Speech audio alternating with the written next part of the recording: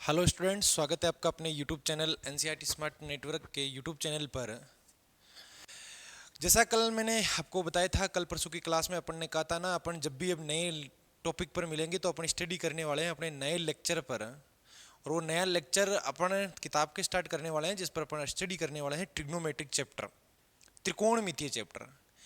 विद्यार्थियों, 10वीं क्लास में आपने पढ़ा होगा त्रिकोणमिति चैप्टर। हम थर्ड चैप्टर स्टार्ट कर रहे हैं। ये चैप्टर स्टार्ट करने का इंटेंशन अपना ये है क्योंकि आप 10वीं में जब कोई चैप्टर पढ़ के आते हो और सबसे कोई इंटरेस्टिंग चैप्टर लगता है तो आपने नाम सुना होगा थीटा सर, कि सर थीटा बहुत बढ़िया लगता है हमें। उस थीटा के आधार पर ये भी एक थीटा वाला चैप्टर अपन तो क्या 10वीं में, हालांकि अपने को पूरी कंसेप्ट पता नहीं होता, थीटा थीटा रट लिया होता कि थीटा पढ़ना है, वो थीटा वाला ही चैप्टर हम स्टार्ट करें, ट्रिग्नोमेट्रिक चैप्टर। इसी चैप्टर के साथ आज अपने कोर्स की शुरुआत हो जाएगी। वो बेसिक बेसिक पढ़ा है, एक और क्लास मेरे को बनाने का मूड है जिस पर अपन फॉर्मूलाज पे डिस्कस करेंगे, जो 10th तक पढ़ लिए या 11th में जो काम आने वाले वो तमाम फॉर्मूला अपन डिस्कस करेंगे। आज की जो अपनी क्लास होगी उस पर हम स्टडी करने वाले हैं ट्रिग्नोमेट्रिक चैप्टर, ट्रिग्नोमेट्रिक चैप्टर का बेसिक। या मैं बोलूँ इस ट्रिग्नोमेट्रिक चैप्टर में अपन क्या क्या स्टडी करने वाले हैं, किस लेवल तक स्टडी करने वाले हैं, वो तमाम चीज़ें स्टडी करेंगे। अब विद्यार्थियों स्टार्ट करते हैं फिर अपनी क्लास। देखो, चैप्टर का नाम है अपने पास में ट्रिग्नोमेट्रिक।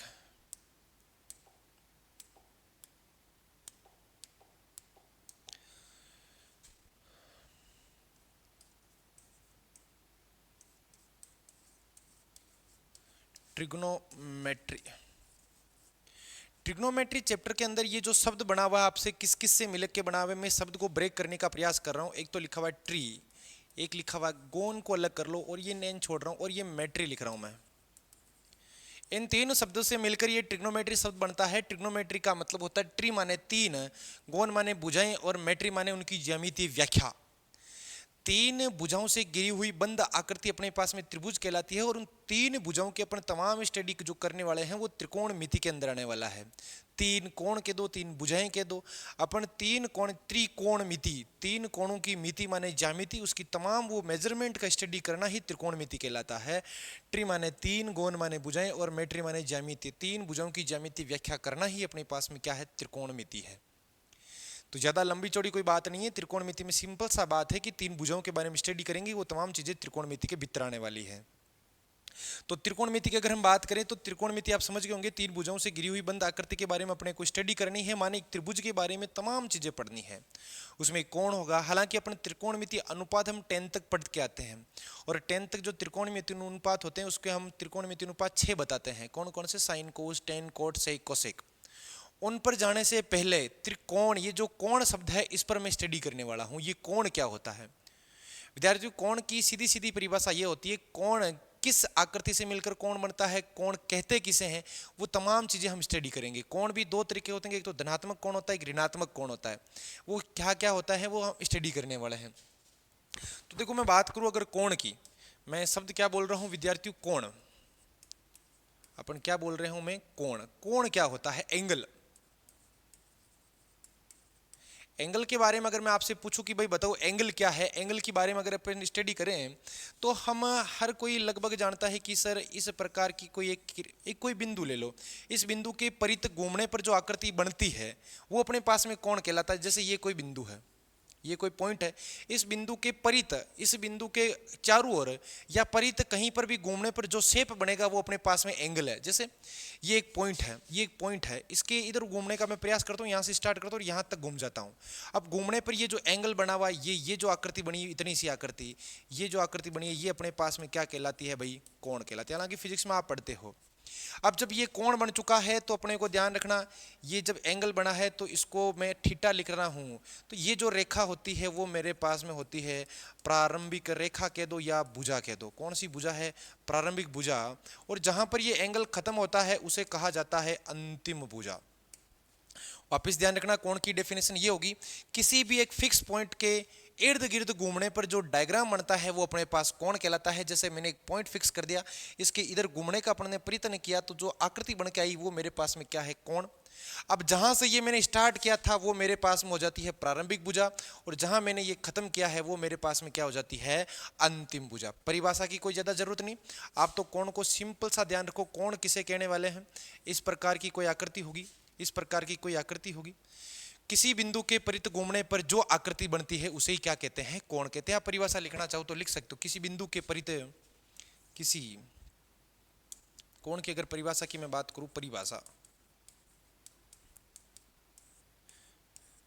किसी बिंदु के परित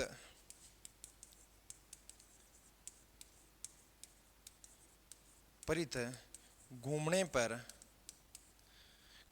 पर बनने वाली आकृति या चित्र, कुछ भी कह सकते हो, आकृति मेरे पास में क्या कहलाती है, आकृति कोण कहलाती है। क्या कहलाती है, आकृति कोण कहलाती है। अब अगर अपन कोण की बात करें तो ये जैसे अपन एक, ये कोई पॉइंट था, इसके परित अपन घूम चुके हैं, ये कोई पॉइंट है, इसके इधर अपन घूम गए, ये मान लो ये जो कोण बना उसको मैं क्या लिख रहा हूँ, थीटा। और यहाँ जहाँ से घूमना स्टार्ट किया वो कौन सी भुजा होती है, प्रारंभिक भुजा।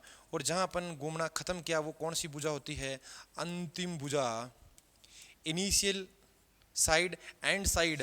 और यहाँ ये जो बिंदु है अपना, इसे कहा जाता है शीर्ष, माने वर्टेक्स। ये होती है अपने पास में इनिशियल साइड, और ये होती है अपने पास में एंड साइड। ठीक है विद्यार्थियों, चलो इसको कॉपी करो फिर डेफिनेशन कोण की।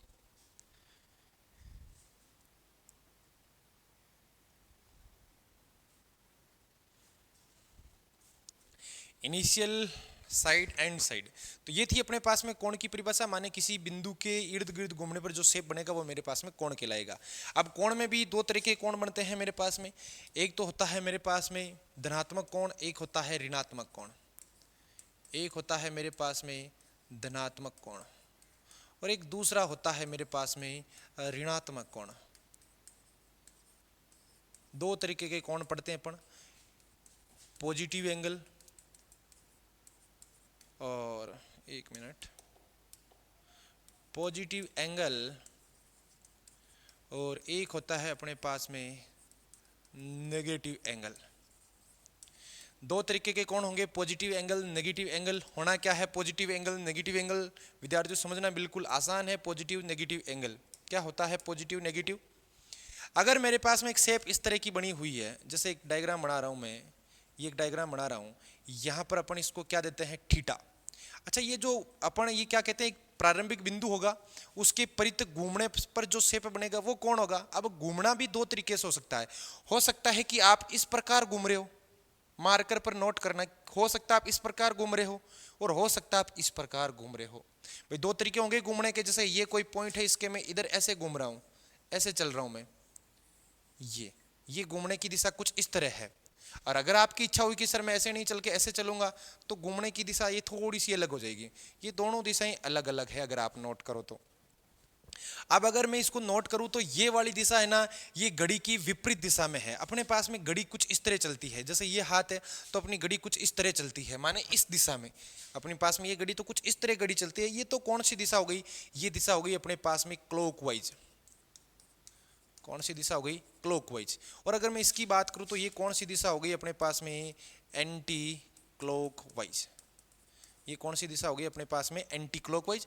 और ये कौन सी दिशा हो गई मेरे पास में, क्लॉकवाइज। अब जो एंटी क्लॉकवाइज दिशा होती है उसको बोला जाता है हिंदी में भाई अपने पास में वामावर्त। और जो क्लॉकवाइज दिशा होती है उसे हिंदी में क्या बोला जाता है, दक्षिणावर्त। दक्षिणावर्त, ये हो गया वामावर्त, ये हो गया दक्षिणावर्त। अब मेरे पास में जो एंगल है उसका कारण यही है, मैं क्या इस बिंदु के परित दो तरीकों से घूम सकता हूं। एक तरीका मेरा ये होगा, एक तरीका ये होगा। ये दो तरीके हो गए मेरे पास में घूमने के। अब अगर आप है ना कौन घूम रहे हो, अगर वो दिशा एंटी क्लॉकवाइज है, जो आप घूम रहे हो ना बिंदु के सापेक्ष, अगर वो दिशा एंटी क्लॉकवाइज है तो जो भी कोण बनेगा ना उसे कहते हैं पॉजिटिव एंगल। अगर आपकी घूमने की दिशा विपरीत है, घड़ी की दिशा में है या दक्षिणावर्त है, तो उसे बोला जाता है नेगेटिव एंगल। दो प्रकार के एंगल होते हैं, पॉजिटिव एंगल, नेगेटिव एंगल। अगर घूर्णन किसी बिंदु के विपरीत घूमना, जैसे अपन ने कौन की डेफिनेशन क्या लिखी थी, किसी परित के बिंदु के परित घूमने पर बनने वाली आकृति। तो घूर्णन, अगर अपने पास में घूर्णन वामावर्त है तो एंगल पॉजिटिव होगा, और घूर्णन दक्षिणावर्त है तो एंगल क्या होने वाला है अपना, नेगेटिव एंगल होने वाला है। तो दो तरीके के एंगल होंगे, धनात्मक कोण और ऋणात्मक कोण। तो अगर मैं परिभाषा की बात करूं अपने पास में एंगल की, मैं बात करूं धनात्मक कोण की, धनात्मक कोण यदि घूर्णन वामावर्त है, वामावर्त, और अंग्रेजी में क्या बोल सकते हैं इसको, एंटी क्लॉकवाइज। यदि घूर्णन वामावर्त है तो धनात्मक कोण बनता है, धनात्मक कोण बनता है। अब धनात्मक कोण बनता है तो उसका मैं एक शेप आपके सामने प्रस्तुत कर रहा हूं। जैसे ये मेरे पास में एंगल हो चुका है थीटा, ठीक है। अब देखो घूर्णन किस तरह चल रहा है, ये बिंदु होगा, इसके परित ऐसे घूम रहा है। ये घड़ी की कौन सी दिशा है मेरे पास में, घड़ी की विपरीत दिशा है, क्या, एंटी क्लॉकवाइज है। एंटी क्लॉकवाइज माने वामावर्त है। तो ये मेरे पास में कैसा एंगल है, धनात्मक कोण है भाई। कैसा कोण है, धनात्मक कोण है। ये कैसी लाइन है मेरे पास में, प्रारंभिक भुजा है, ठीक है। और ये मेरे पास में कौन सी भुजा है, अंतिम भुजा है। और ये जहां से अपन ने स्टार्ट किया है वो मेरा कौन है भाई, शीर्ष है। कौन है, शीर्ष है। अब अगर इसी के आगे की मैं बात करूं, ये अपना पास में धनात्मक कोण था, इसी के दूसरे में बात करूं ऋणात्मक कोण की, क्या होगा ऋणात्मक कोण। उसके आधार पर अगर बात करें नेगेटिव एंगल की, यदि घूर्णन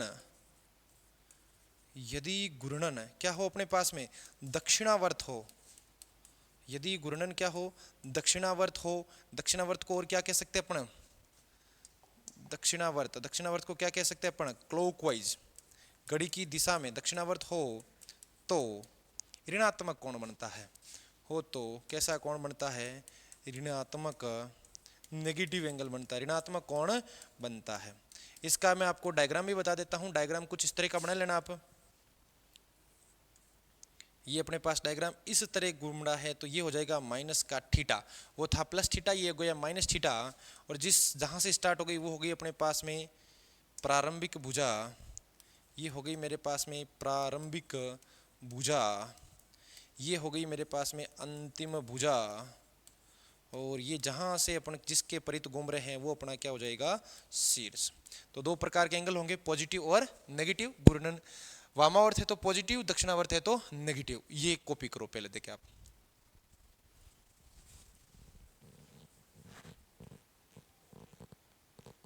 आराम से कॉपी कर लो इनको।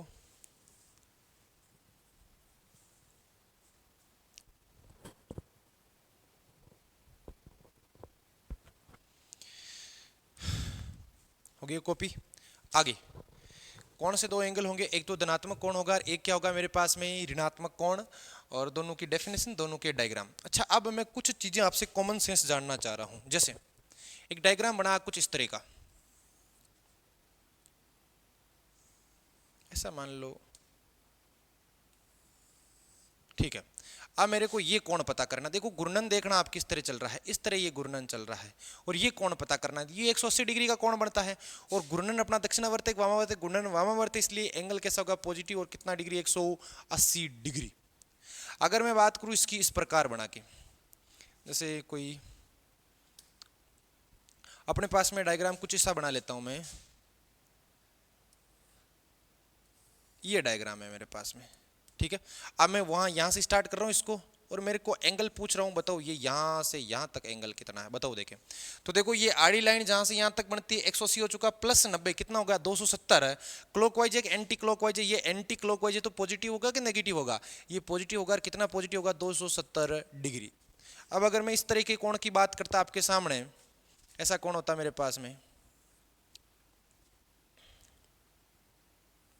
ये कौन होता, ये कौन होता, और मैं घूमने का प्रयत्न ऐसे करता, तो ये बताओ कितना बनता।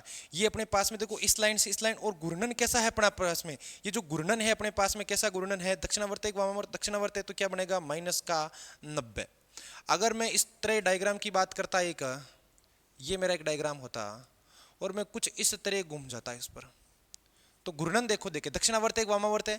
घूर्णन अपने घड़ी की दिशा में इस प्रकार घड़ी चलती, घड़ी की दिशा में, तो यहां से यहां तक 180 प्लस 90 माइनस का 270 degree. Let us suppose diagram कुछ इस तरह का बन जाए अपने पास में, डायग्राम कुछ इस तरह का बन जाए कि यहां से, अच्छा इसको एक बार नए पन्ने पर ही बना लेते हैं। डायग्राम कुछ इस तरह का बन जाए अपने पास में, ये रहा डायग्राम। घूर्णन देखना, आराम से देखना, देखे घूर्णन इस तरह चल रहा है। अब अगर मैं आपसे पूछूं ये वाला एंगल बताओ, देखे कितना होगा। सीधी सीधा फंडा है भाई, ये यहां से यहां तक कितना है मेरे पास में, देखो यहां से यहां से स्टार्ट किया, यहां तक पहुंच गया, कितना हो गया 360, और ये प्लस में कितना है 90 है। अब 360 प्लस 90 आप कर सकते हो कितना होता है 450, 450 डिग्री। अरे भाई 360 हो गया, 360 40 50 450 हो गया। अब अगर मैं बात करूं इस तरह के डायग्राम की आपके पास में, और इतना घूम जाते हैं अपन, तो ये कितना डिग्री बनेगा भाई, पूरा एक चक्कर घूम गया तो 360, और घूर्णन अपने पास में वामावर्त है तो कैसा एंगल होगा, पॉजिटिव एंगल होगा। लेट अस सपोज आप कुछ इस तरह घूम गए,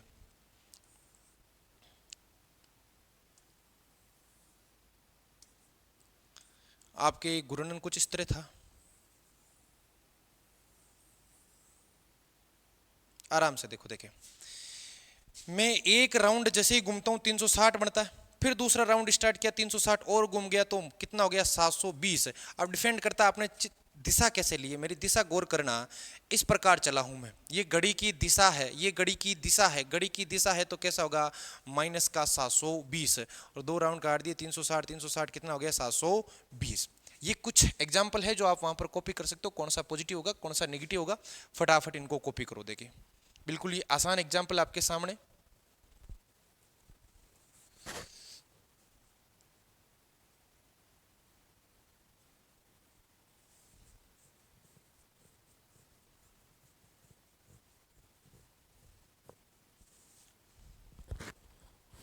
उम्मीद करता हूँ एग्जाम्पल कॉपी कर लियोगे, ये कॉपी कर ली तो ये भी कर लेना, आगे पन्ना ये भी एग्जाम्पल कॉपी कर लेना, जो अपन पढ़ रहे थे धनात्मक कोण और ऋणात्मक कोण। अब आगे चलते हैं भाई, अब आगे हैं कोण मापने की कुछ इकाइयां होती है अपने पास में, कोण मापने की इकाइयां, कोण मापने की इकाइयां। अब अपने पास में दो पॉपुलर कोई इकाइयां हैं, हालांकि ग्रेड वगैरह में भी आती है इकाइयां, परंतु दो पॉपुलर कोई इकाइयां हैं जो सबसे ज्यादा कंपटीशन में पूछी जाती है। एक तो होता है डिग्री माप, खूब सारी इकाइयां होती है, एक होता है डिग्री माप, एक होता है अपने पास में रेडियन माप। दो तरह की इकाइयां चलती है, एक तो होता है डिग्री माप, एक कौन सा माप होता है अपने पास में रेडियन माप। अपने को इन दोनों पे ही फोकस करना है, डिग्री माप क्या होता है, रेडियन माप क्या होता है। सबसे ज्यादा यूज होता है अपने पास में, डिग्री से भी ज्यादा अगर कोई क्वांटिटी यूज हो रही है तो वो हो रहा है अपने पास में रेडियन। तो हेडिंग डालोगे कोण मापने की इकाइयां, और उसमें सबसे पहले लिखोगे अपने पास में डिग्री माप, और दूसरा आप लिखने वाले हो रेडियन माप। हेडिंग डाल के लिख लो कोण मापने की इकाइयां, जिसमें फर्स्ट पर लिखोगे डिग्री माप और सेकंड पर लिखोगे आप रेडियन माप। अब अगर ये लिख लिए तो सबसे पहला अपन जो पढ़ने वाले हैं वो अपन पढ़ने वाले हैं डिग्री माप। डिग्री माप, डिग्री को कुछ इस तरह आप लिखते हैं, ठीक है। अब देखो, देखिए डिग्री माप में क्या होता है। डिग्री माप से मेरा तात्पर्य ये होता है, जैसे एक समकोण है, ये मेरे पास में एक समकोण है, ठीक है। इस समकोण के बराबर 90 भाग अगर मैं कर दूं, किसी समकोण के को बराबर 90 भागों में बांटने पर उसका हर एक पार्ट 1 डिग्री के बराबर होता है। किसी भी समकोण में उसको 90 बराबर भागों में बांटने पर each one part is equal to 1 degree. वापिस समझना, किसी भी समकोण के 90 बराबर भाग कर दो, उसका जो प्रत्येक भाग होगा वो 1 डिग्री के बराबर होगा। क्या मैं लिख रहा हूं, समकोण के 90 बराबर भाग करने पर, 90 बराबर भाग करने पर प्रत्येक भाग 1 डिग्री, ये डिग्री का नोटेशन है, 1 डिग्री के बराबर होता है। समकोण के 90 बराबर भाग करने पर प्रत्येक भाग 1 डिग्री के बराबर होता है। अब यहां से कुछ और चीजें समझना, 1 डिग्री के अगर मैं बराबर 60 भाग कर दूं, वापिस ये मेरा समकोण है, यहां से आप समझ लेना। मैं कोई और अगर मेरे को कुछ मिल जाए तो जैसे ऐसी वाला रिमोट अपने को मिल गया, इससे आप समझने का प्रयत्न करना। ये मेरे पास में एक समकोण है, ठीक है। अब अगर मेरे पास में समकोण के बराबर 90 भाग मैंने किए हैं, कितने बराबर 90 भाग किए, तो हर एक भाग मेरे पास में 1 डिग्री के बराबर है। अब जो मेरे को जहां 1 डिग्री मिला था, अगर मैं उस डिग्री के 60 बराबर भाग कर दूं, जहां मेरे को 1 डिग्री मिला था, जैसे कि मैं एक समकोण बना रहा हूं, ये एक समकोण बना दिया, इसके बराबर ऐसे छोटे छोटे छोटे छोटे मैंने कितने भाग कर दिए, 90 भाग कर दिए, उसका प्रत्येक एक भाग 1 डिग्री के बराबर है।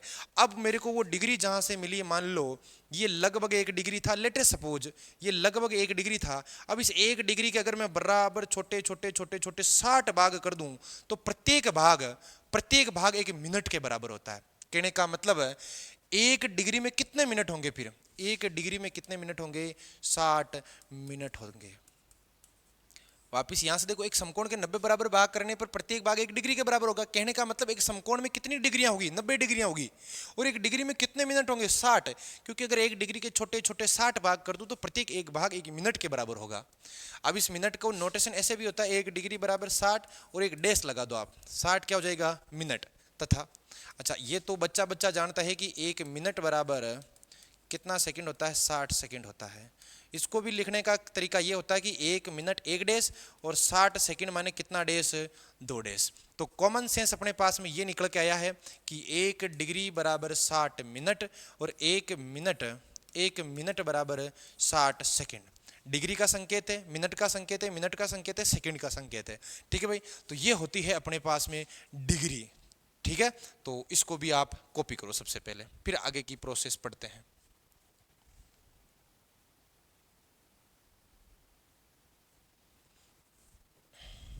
ठीक है, अब सेकंड पर चलते हैं अपन, रेडियन माप। दूसरा कौन सा टॉपिक है अपना पास में, रेडियन माप। क्या होता है रेडियन माप,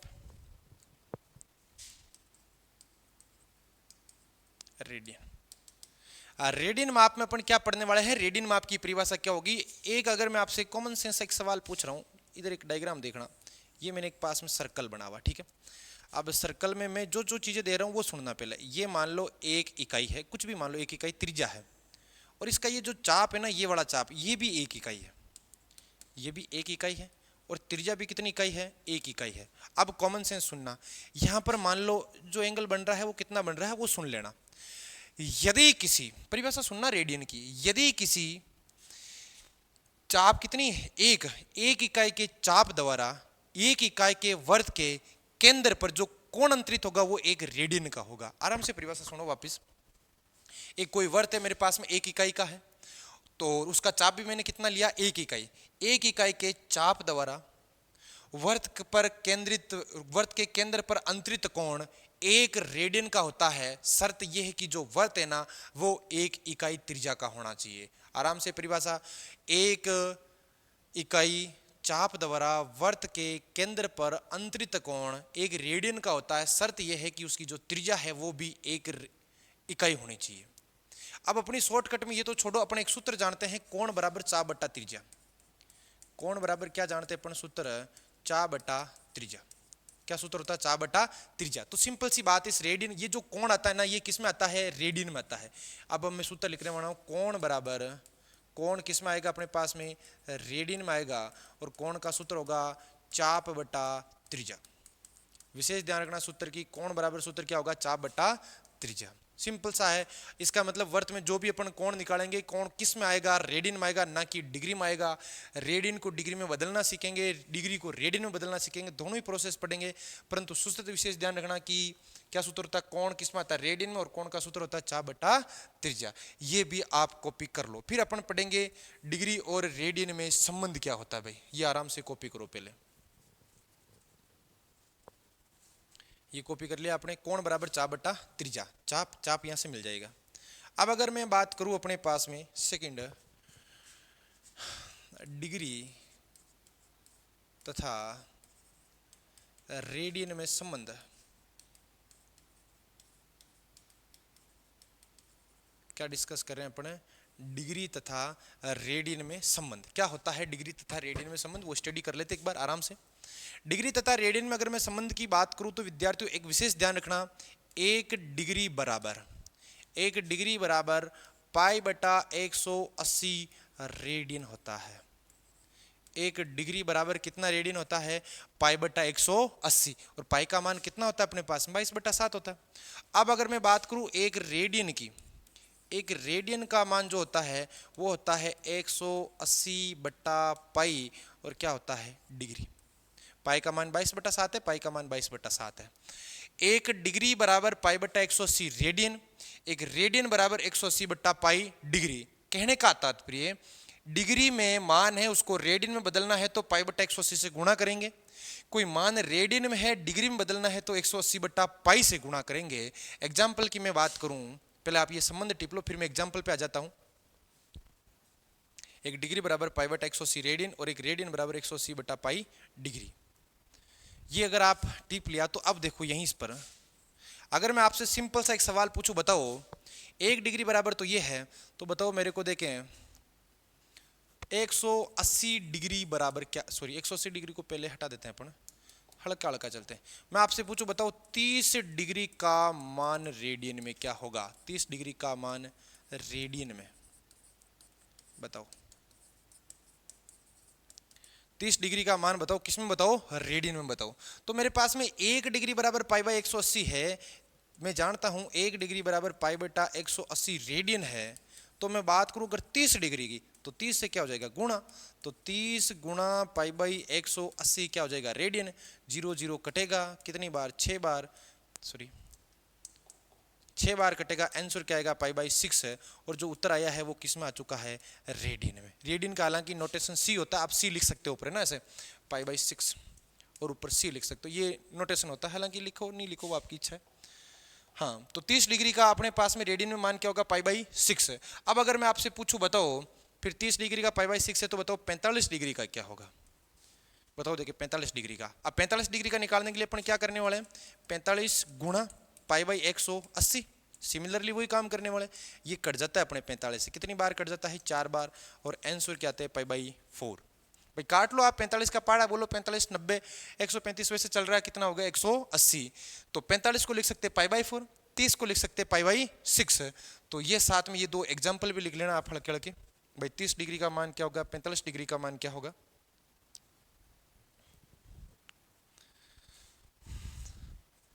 अब डिग्री रेडियन में अपन संबंध पढ़ चुके हैं।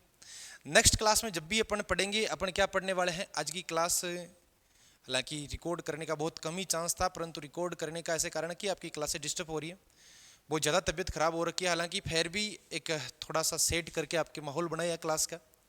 नेक्स्ट क्लास में अपन डिग्री और रेडियन में जो भी प्रॉपर्टीज़ है इसके और भी डिग्रियों के बारे में वो और स्टडी करेंगे। हाल फिलहाल इन्हीं सवालों के साथ में बहुत बहुत धन्यवाद आपका। नेक्स्ट क्लास में मिलते हैं इसके आगे के टॉपिक पर, ठीक है? बहुत बहुत धन्यवाद।